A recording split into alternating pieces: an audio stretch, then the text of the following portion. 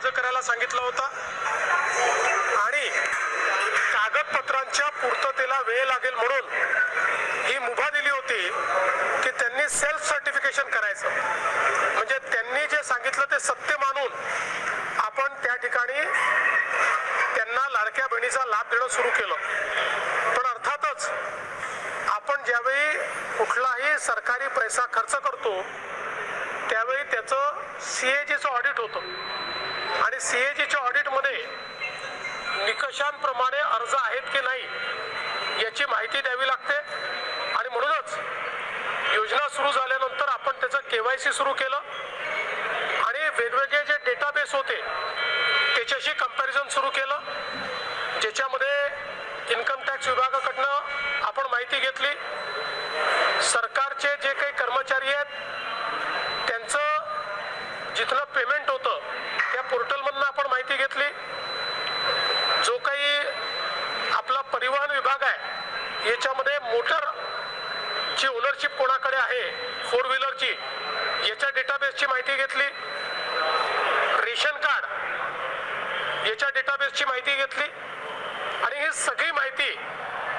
आपण ज्यावेळेस कोलेक्ट केली त्यावेळी असं लक्षात आलं की 5 लाख लोक असे आहेत ज्यांच्या घरी सरकारी नोकरी आहे, 14,000 तर पुरुषच निघाले, जवळपास 10 लाख असे निघाले की ज्यांचं उत्पन्न 2.5 लाखापेक्षा जास्तीचं आहे।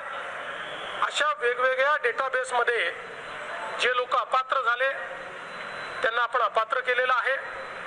त्यासोबत आपण हे सांगितलं होतं केवायसी करून घ्या, म्हणजे जे काही माहिती तुम्ही सादर केलेली आहे ती आतापर्यंत सत्य मानण्यात आली, आता त्याचे कागदपत्र द्या।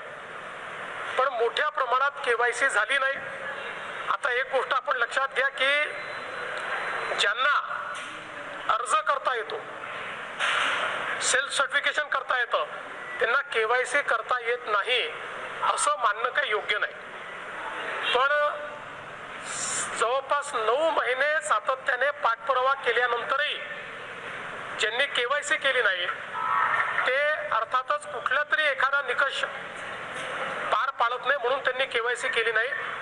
आणि म्हणून हे जे काही आता या ठिकाणी जवळपास जे काही तुम्ही सांगितलं 60 लाख 80 लाख जो काही आकडा तुम्ही दिलेला असेल तर ते लोक या योजनेच्या पात्रतेचे निकष हे पूर्ण करताना दिसत नाही। जवळपास 1,70,00,000 महिला, थोडं आकडा कमी अधिक असेल 3-4 हजार, पण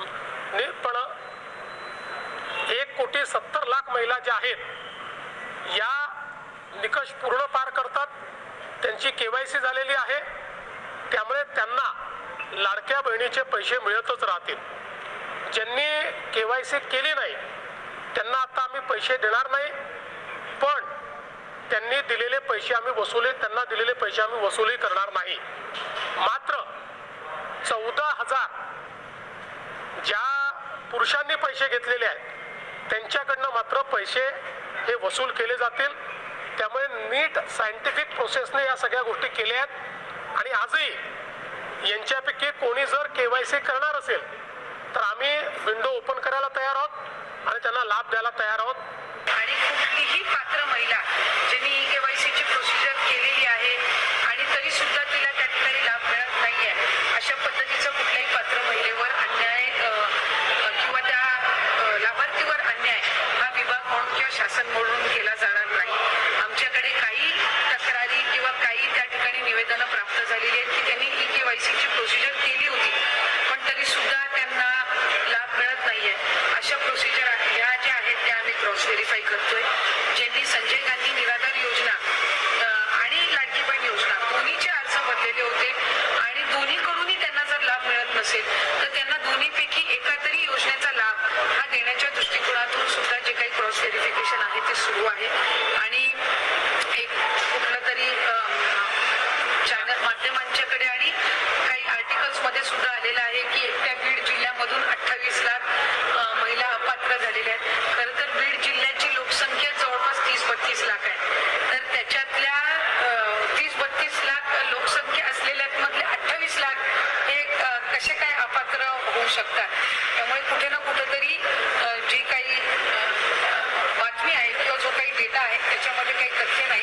बीड जिल्ह्यामध्ये साधारणपणे रजिस्ट्रेशनमध्येच जवळपास रजिस्ट्रेशन करतानाच 6-6.5 लाख काहीतरी रजिस्ट्रेशन होतं आणि त्याच्यातल्या पात्र ठरलेल्या या सुमारे 4 का 4.5 लाख महिला आहेत आणि त्यांना लाभ सुरू आहे. आकडा जो सांगितला जातो याच्यामध्ये काय तथ्य आहे? मुख्यमंत्री म्हणाले होते जवळपास 81 लाख, त्याच्यामध्ये 12 लाखाची वाढ झाली आहे का जे सांगितले जाते? त्याच्यामध्ये वाढ झालेली नाही. टोटल जे रजिस्ट्रेशन झालेलं होतं ते 2,63,00,000 होतं, जे सुरुवातीला झालेलं रजिस्ट्रेशन होतं आणि त्याच्यातूनच ज्या पात्र आहेत त्या साधारणपणे जो आकडा होता तो 2,43,00,000 आणि 2,47,00,000 होता. हे टोटल जे रजिस्ट्रेशन आहे ते जर आपण धरलं आणि हा आजचा जो लाभार्थ्यांचा जो फायनल आकडा धरला तो हा टोटल मिळून हा साधारणपणे तो आकडा जो आहे तो 92 लाखापर्यंत जातो. नमस्कार लाडका बहिणींनो, मी देवानंद गावंदे आणि आपण बघत आहात टेक्निकल मराठा चित्र. ताईंनो, हा व्हिडिओ अतिशय महत्त्वाचा राहणार आहे. बघा, बच्चूभाऊ कडू, सर्वात आधी मी तुम्हाला सांगतो की बच्चूभाऊ कडू यांनी खूप मोठं विधान किंवा एक सरकारला इशारा दिला होता की लाडक्या बहिणींना 30 जून अगोदरपासून जर तुम्ही KYC प्रक्रिया चालू नाही केली तर आम्ही रस्त्यावर उतरणार, आंदोलनं करणार, आम्ही बांगड्या भरलेल्या नाही असा इशारासुद्धा त्यांनी दिला होता. परंतु काय झालं, आज 1 महिना जवळपास होत आला आहे, परंतु अजूनही बच्चूभाऊ कडू यांच्याकडून कुठल्याही प्रकारचं वक्तव्य किंवा मग कुठल्याही प्रकारचं काही ट्विट आलेलं नाही आहे. मग आता बच्चूभाऊ कडू हे नेमकं कधी आंदोलन करणार आहेत, कधी मग सरकारला त्याबद्दलचं सांगणार आहेत किंवा मग कधी लाडक्या बहिणींच्या पाठीशी उभी राहणार आहेत, हे आता एक प्रश्नचिन्हच यावर उभं राहिलं आहे. तर ताईंनो, घाबरू नका, आपल्याला KYC प्रक्रिया ही पुन्हा सुरू करायची आहे आणि त्यासाठी आपलं चॅनल जे आहे तुमच्या पाठीशी आहे. आपण खूप मोठा पाठपुरावा तुमच्यासाठी आपल्या चॅनलच्या माध्यमातून करत आहे. सरकारला समजण्याकरिता आपले हे व्हिडिओज असतात आणि सरकारला ते माहीत पडलं पाहिजे की नेमकं लाडक्या बहिणींची काय परिस्थिती आहे. ज्यांची KYC झाली नाही आहे त्यांना किती एक भीती वाटत आहे की आम्ही खरंच आता पूर्णतः बादच झालो आहेत का, किंवा मग आम्हाला पुन्हा या योजनेमध्ये सामील करता येणार नाही आहे का सरकारला, की करणार नाही आहे का सरकार, असं त्यांना एक कुठेतरी भीती वाटत आहे. परंतु तीच भीती आपण काढणार आहोत की सरकारला तुम्हाला पुन्हा KYCसाठी संधी द्यावीच लागणार आहे, कारण की सरकारची चुकी आहे आणि याबद्दल तुम्हाला माहीत आहे की बच्चूभाऊ कडू यांनी सुद्धा म्हटलेलं आहे. परंतु अजूनही बच्चूभाऊ कडू याबाबत आता तरी काहीतरी बोलताना दिसत नाही आहे, कुठलंही ट्विट त्यांचं आलेलं नाही आहे. आता बघा, मुख्यमंत्री म्हणत आहेत की आम्ही विंडो ओपन करायला तयार आहेत, परंतु कधी करणार आहेत विंडो ओपन? आता जवळपास 1.5 महिना होत आला आहे, दोन महिने जवळपास होत आले आहे, परंतु अजूनही लाडक्या बहिणींची ज्यांची KYC बाकी राहिलेली आहे त्यांना पुन्हा संधी मिळाली नाही आहे. चुकीची दुरुस्ती करण्यासाठी संधी दिलेली होती, त्यामध्ये फेरबदल केले तुम्ही विंडोमध्ये आणि ते विंडो चालू केली आणि चुकीची दुरुस्ती करणाऱ्यांसाठी विंडो ओपन केली. परंतु मग आता KYC ज्यांची राहिलेली आहे, ज्यांची बाकी राहिलेली, ज्यांची KYC केलीच नाही आहे, त्यांच्यासाठी विंडो कधी ओपन करणार? 2 महिन्याचा कालावधी होऊन गेलेला आहे, परंतु अजूनही विंडो ओपन झाली नाही आहे. संधी देणार आहात म्हणतात, परंतु अजूनही विंडो तुम्ही ओपन केली नाही आहे. मग कधी करणार आहात? तर याकडे सुद्धा एक प्रश्नचिन्ह निर्माण होत आहे. त्याचबरोबर आदित्य तटकरे म्हणत आहेत की आम्ही कुठल्याही पात्र लाडक्या बहिणींना वंचित ठेवणार नाही आहेत, म्हणजेच की ज्या बहिणींनी KYC केलेली असेल आणि त्यांचा लाभ बंद झाला असेल तर त्यांना आम्ही पुन्हा लाभ सुरू करणार आहोत, त्यांची पडताळणी सुरू आहे. मग ज्या बहिणींची KYC झाली नाही आहे त्या बहिणींची सुद्धा पडताळणी चालू करा, त्यांनासुद्धा संधी द्या, त्यांच्यासाठी सुद्धा विंडो ओपन करा आणि लवकरात लवकर करा, कारण की 2 महिन्याचा कालावधी होत आहे आणि तरीही तुम्ही जे की वेबसाईट आहे KYCसाठी जिथे चालू केलेली नाही आहे. तर मग कधी करणार आहात सुरू, हे आपण जनतेला सांगितलं पाहिजे. तुम्ही त्यांना वेळ सांगितली पाहिजे, तारीख सांगितली पाहिजे की नेमकं आम्ही या तारखेपर्यंत ही विंडो ओपन करणार आहोत. आणि एक गोष्ट आणखी सांगतो की उदय सामंत यांचंसुद्धा एक मुलाखत मी बघितली आणि त्यामध्ये त्यांनी सांगितलं आहे की विरोधक फक्त ज्यांची KYC झाली नाही आहे त्या बहिणींचा आकडा सांगत आहे आणि आम्ही जेवढ्या बहिणींना पैसे देत आहोत ते मात्र ते विसरून गेले आहेत. तर यामध्ये काय सांगायचं त्यांना की तुम्ही फक्त ज्यांना आम्ही पैसे देत आहोत, जेवढ्या बहिणींना आम्ही पैसे देत आहोत, 1,70,00,000 बहिणींना आम्ही पैसे देत आहोत, तुम्ही त्याचवरच फोकस ठेवा. आम्ही 1,70,00,000 बहिणींना पैसे देत आहोत, आमची वाहवाही करा, असं त्यांचं म्हणणं आहे का? मग ज्या बहिणी 81 लाख बहिणींची KYC बाकी राहिलेली आहे त्या बहिणींची KYC तुम्ही कधी चालू करणार? त्यांना लाभ कधी देणार? त्यांचे वोट तर तुम्ही घेतले नाही. ज्या वेळेस वोटिंग होती त्यावेळेस तर तुम्ही गाजावाजा करून वोटिंग घेतली आहे त्यांच्याकडून. मग आता त्यांना विसरायला सांगताय का तुम्ही? आता तर हे एक कुठेतरी चुकीचं मला तरी वाटत आहे. तर लाडक्या बहिणींनो, तुमचं यावर काय मत आहे नेमकं मला कमेंट्स करून सांगा. आणि सरकारकडे आपण अशाच प्रकारचे व्हिडिओ टाकत राहणार आहोत की जेणेकरून सरकारला माहीत पडेल की लाडक्या बहिणींची केवायसीसुद्धा बाकी राहिलेली आहे आणि 81 लाख लाडक्या बहिणींची केवायसी बाकी राहिलेली आहे. तर यामध्ये काही कमी जास्त होऊ शकते, परंतु जवळपास 81 लाख महिलांची केवायसी अजूनही झालेली नाही आहे आणि हा आकडा खूप मोठा आहे.